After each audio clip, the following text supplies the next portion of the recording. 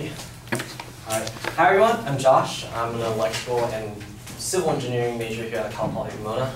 And today I'm going to be talking about tablets in school education. So I wanted to begin by having a weird introduction. Is anyone here a movie buff? Anyway, so have you watched the movie Idiocracy? Yes. Yes, Idiocracy. For those who don't know, I'm going to give a little spoiler, so cover your ears if you don't want to hear. But Idiocracy is basically, it's the story of two ordinary people from the present time who take part in a top secret military hibernation experiment, only to awaken 500 years in the future in a dystopian society full of extremely stupid people. So that's what some people are fearing, that if we allow students to use tablets in their classrooms, that people won't be able to do well at school, and people and society in the whole will be more stupid in the future. So this goes to my main claim that says that students, well, I actually refute that and say that my main claim is that tablets allow students to perform better in school. And in order for me to support this claim, I have to make one definition. A tablet is a mobile computer with display, circuitry, and battery in a single unit, not something that God writes the Ten Commandments on. Sweet. All right. So my secondary claims are: 1, the resources that tablets give students far outweigh the potential distractions.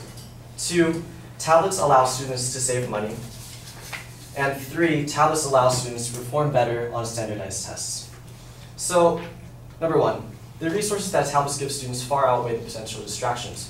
Tablets can hold thousands of books, homework assignments, and other materials needed for class. A tablet can hold anywhere from 8 to 64 gigabytes of memory, of space. And my typical class file, document file, is about 10 to 200 kilobytes. This means that a tablet can hold from 40,000 to 6,400,000 documents. That's a lot of documents. And I typically use around 20 documents for each class. So that means I can take 2,000 classes before I run out of space on one tablet. Secondly, to support my first secondary claim, I would also like to say that electronic textbooks can automatically be updated to contain revisions or new information. FCC Chairman Julius Genachowski and Secretary of Education Arden Duncan said that too many students are using books that are 7 to 10 years old with outdated material. So for classical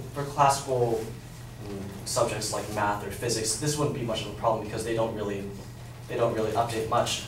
But say for something like computer engineering or computer software that actually does update pretty much every year, this is a pretty important topic.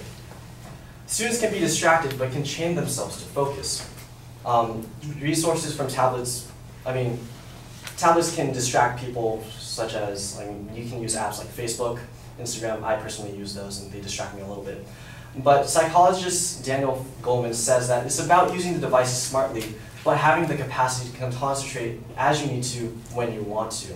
So it's basically up to the student when it comes to focusing. It's not any different from before when you actually had to study instead of hanging out with your friends. It's the same thing. You need to push yourself to focus. A survey conducted by the North Carolina Department of Public Instruction aimed to find a relationship between the expansion of computer access at public school students' homes and academic outcomes. Researchers did not find a relationship between the expansion of computer access at homes and the time students spent studying at home. So just because you have internet access, just because you have access to high-tech material, does not mean that you are automatically going to become distracted. It goes back to Daniel Goleman's point about saying that it's about the student having the drive to focus themselves. This leads to my secondary claim. Well, I've said first that the resources that tablets give students far outweigh the potential distractions. My secondary claim is that tablets allow students to save money. So electronic textbooks are cheaper than print textbooks. I think we can all agree on that. I personally spent $40 on the ebook for this class, while I would have spent $70 for that actual textbook. The cost of a tablet averages around $386 in 2015, which is pretty low considering that the Federal Communications Commission says that $600 per student will be saved through a bunch of things. Basically, moving to tablets will save $600 per student. Secondly, the weight of print textbooks causes injuries while the weight of an electronic book is too small to measure. 3,500 ebooks is basically a billionth of a gram in weight. It's really small.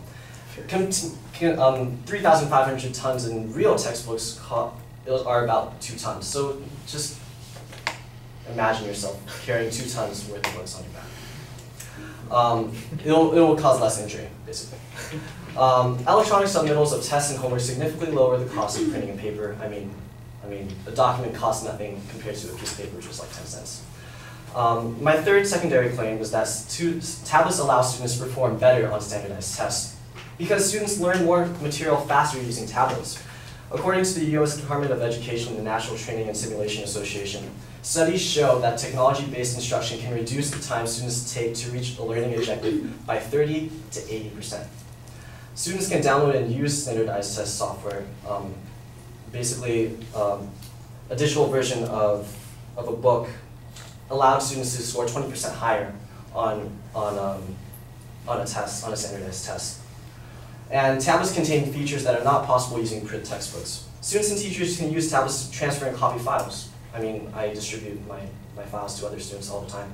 And users can use backup file services to ensure that their files are safe in the events of disaster, like the cloud. So basically, my main claim is that tablets allow students to perform better in school. And my secondary claims are that the resources that tablets give students far outweigh the potential distractions, that tablets allow students to save money, and that tablets allow students to perform better on standardized tests. Thanks.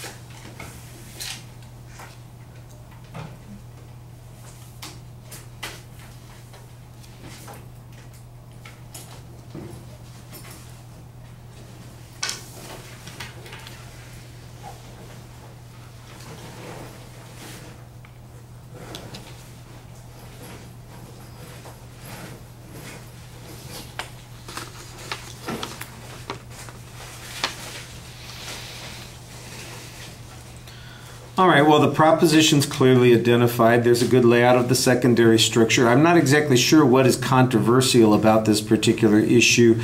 If there's criticism that's taking place at school districts or colleges that have started to use tablets, then I think you could demonstrate that there's some controversy on this point. The notion that people are going to be using electronic means of communication, I don't think is surprising. You know, times change, people adapt to those sorts of things.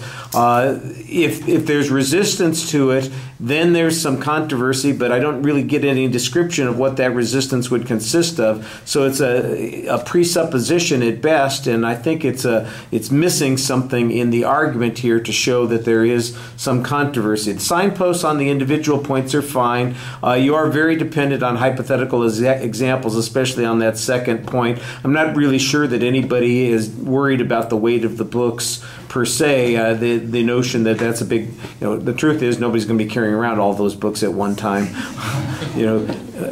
That's kind of a silly comparison that you're making there. I think that there is a valid point here that the technology is making things easy to do, but again, I'm not sure that anybody challenges that. Now, there is some question about whether or not there is distraction by the tablets, whether or not the tablets are going to create other issues in the classroom, for instance. I think that that's where there might be some controversy. You addressed the distraction issue a little bit. I'm less worried about the distraction issue when people are studying than I'm worried about the distraction issue when I'm am talking, and I know that people think that they can multitask, and I see those people on the road all the time drifting into another lane and cutting me off because they don't know what the hell they're doing. Stop your damn multitasking, pay attention to what you're doing. You know, it's bad enough when you're driving a 2,000-pound vehicle. It's not good when somebody's talking to you in class. You know, at least you're not going to die, though.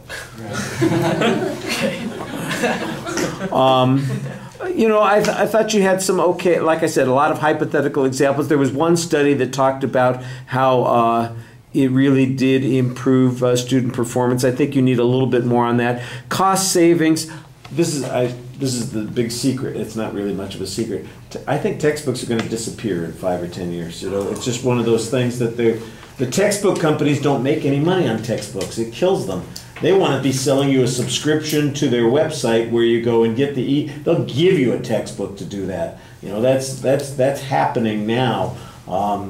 It's just a matter of adapting to it, and all the textbook companies catching up to it. We were almost to that situation with our text here. We're that close to getting rid of having a printed text because it'll all just be electronic. The problem is that we don't have enough of the ancillary materials to go with this. Somebody needs to get off their butt and write a whole bunch of programs for this kind of stuff. I don't know how to do that, so I'm not going to be that person. I thought you did a nice job speaking to the audience. I don't know what happened. I guess it happened with the first person. They introduced themselves to tell us what their major is, and now I know everybody's major in here. I have no idea why people are sharing that with me. You know, thank you for sharing, but it's not necessary. Okay, thank you.